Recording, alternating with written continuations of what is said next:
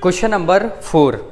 The cash book of a trader show the balance of rupees 18,000 on 31st March 2000, but this balance does not tally with the balance of passbook because अब उसके 4-5 आपके transaction दिए, इस वजह से tally नहीं हो पा रहा है पासबुक से। तो यहाँ पर हमको जो बैलेंस दिया हुआ है वो है balance as per cash book. तो सबसे पहले हम लिख लेते हैं। तो ये हमारा फॉर्मेट है, इसमें हम लिखेंगे पहले सीरियल नंबर, उसके बाद हम लिखेंगे पर्टिकुलर, उसके बाद प्लस आइटम, जो भी चीज़ प्लस होगा उसको हम प्लस वाले आइटम में लिखेंगे और माइनस आइटम में जो भी चीज़ों को माइनस करना रहेगा उसको लिखेंगे। ऊपर का हमारा हेडिंग रहेगा बैंक रिकंसिलेशन स्टेटमेंट। तो हम यहाँ पर लिख लेते हैं बैंक रिकंसिलिएशन स्टेटमेंट। ठीक है, यहाँ पर दिया हुआ है balance as per cash book, balance as per cash book.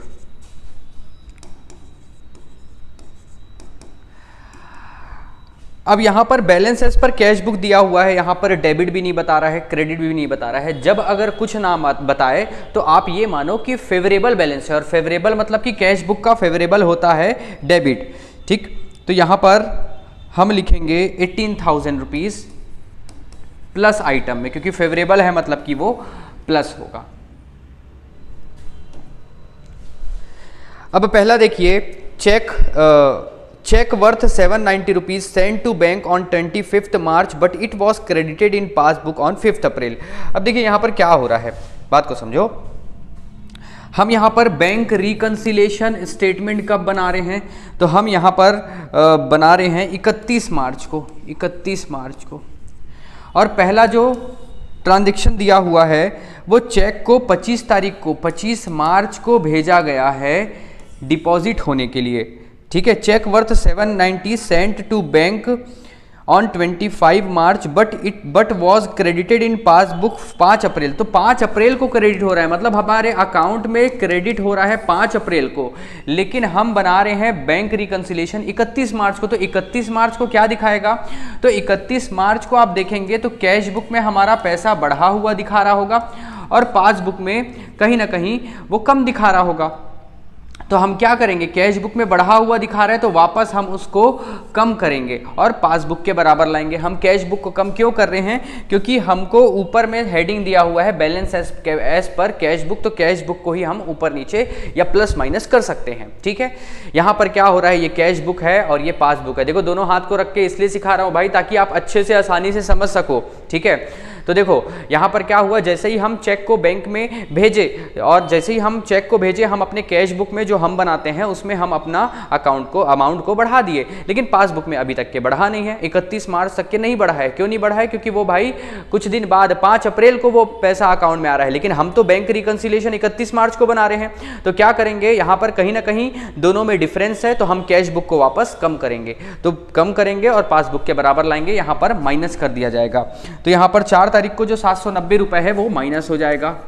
4 तारीख नहीं, ये आपका पहला क्वेश्चन नंबर 4 का पहला, तो 790 रुपए हम लिखेंगे यहाँ पर। पहला, check deposited but not credited, check deposited but not credited, check deposited, ठीक है, इन पासबुक, ठीक है, check deposited but yet not collected, ऐसा लिख लेते हैं।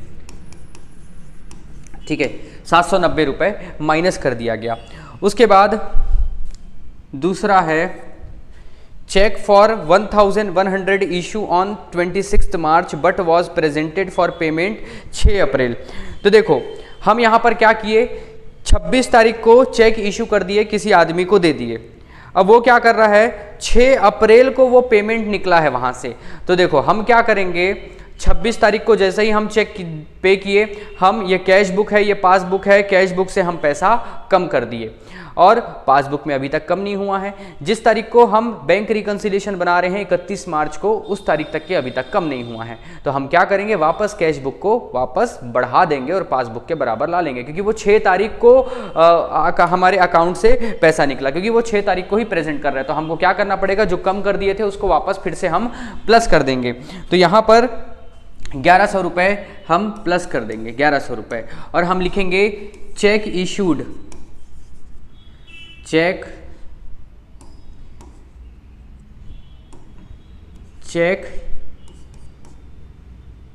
Issued but not presented, yet not presented, ठीक है, नॉट प्रेजेंटेड लिख देते हैं, not presented.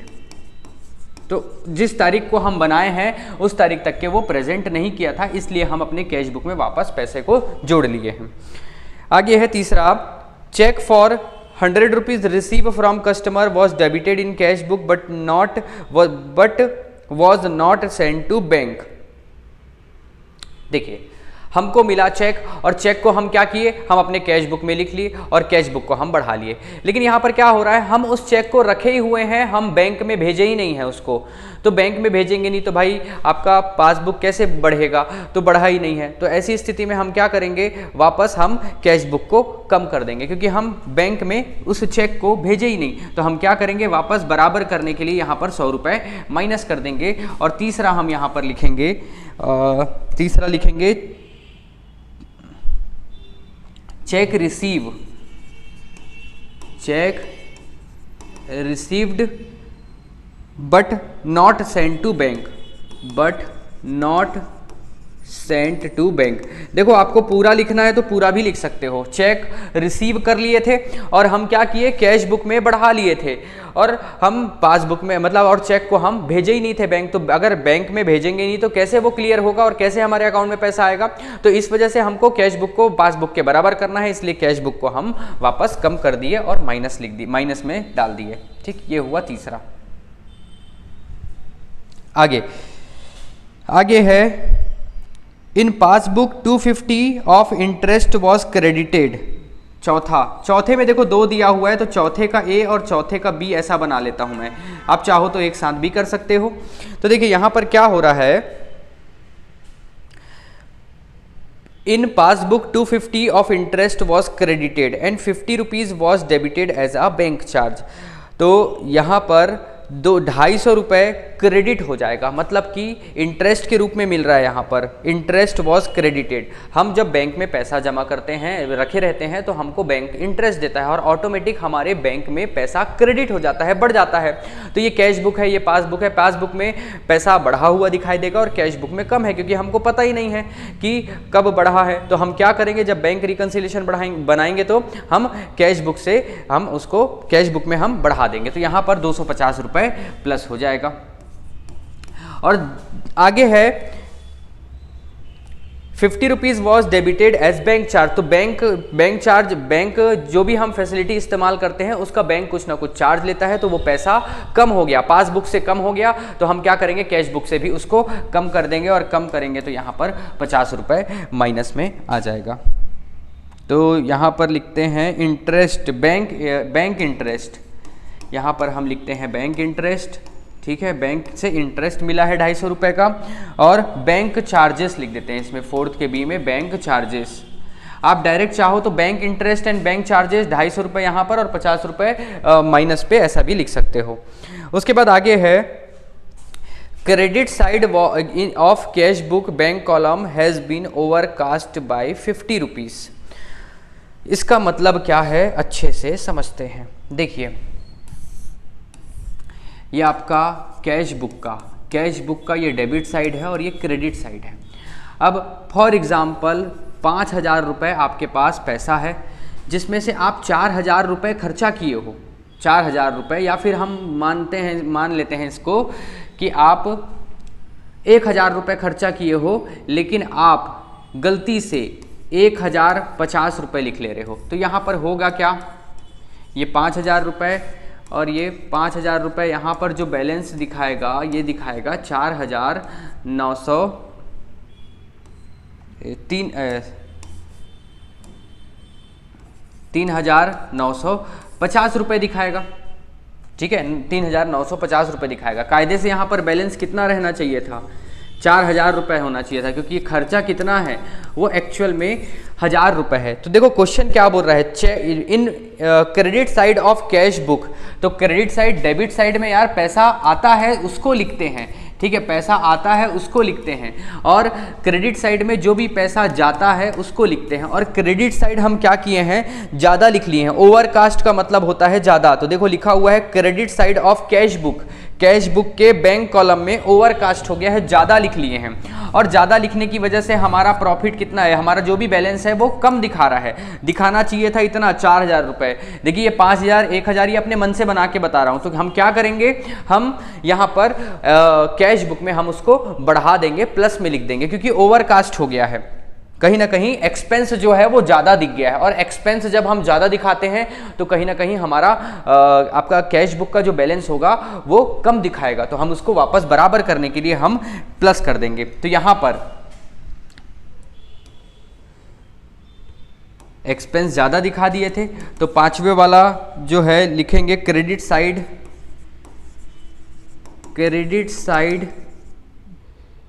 Of cash book has been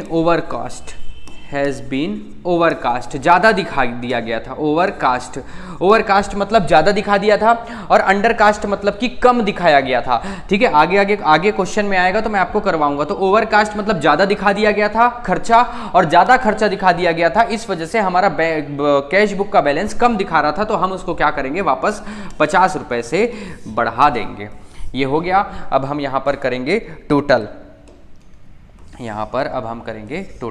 तो देखिए किस साइड बड़ी वैल्यू है, तो आप देखेंगे तो डेबिट साइड बड़ी वैल्यू है, तो हम प्लस कर लेंगे।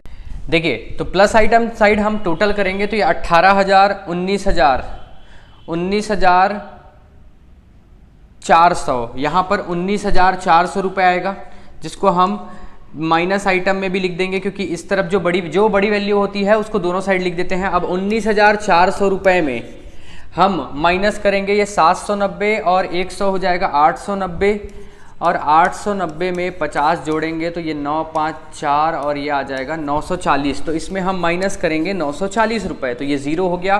10 में माइनस किए 4 तो ये 6 आया, ये आ गया 13 में हम माइनस करेंगे 9 तो ये आ जाएगा 4, और ये आ जाएगा 18,460 रुपये यहाँ पर बैलेंस आ रहा है, 18,460 रुपये। ठीक है, 18,460, ठीक है, आंसर आ रहा है।